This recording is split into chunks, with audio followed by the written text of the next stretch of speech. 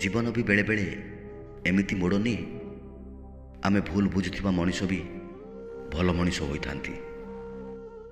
ସେମାନେ ବାହାରିଗଲେ ହୋଟେଲର ପଛପଟ ଗେଟ୍ ଦେଇ। ଖବର ମିଳିଗଲା ଗିଟୁ ହୋଟେଲର ମାଲିକକୁ।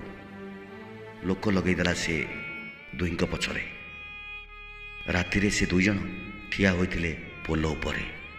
ତଳେ ନଈ ଏକୂଳ ସେକୂଳ ଖାଉଥିଲା। ପୋଲରେ ଦୁଇ ପାଖରେ ଗିଟୁ ହୋଟେଲର ଲୋକ।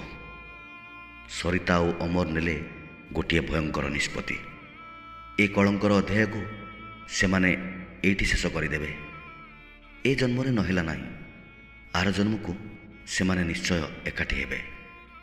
ପଛକୁ ଫେରି ପୁଣି ସେ ଘୃଣ୍ୟ କାମକୁ ଆପଣେଇ ଗୋଟିଏ ଅପରାଧୀର ଜୀବନ ଚାହୁଁନଥିଲେ ସେ ଦୁହେଁ। ନଈରୁ ପରଦିନ ମିଳିଲା ଦୁଇଟା ଶବ।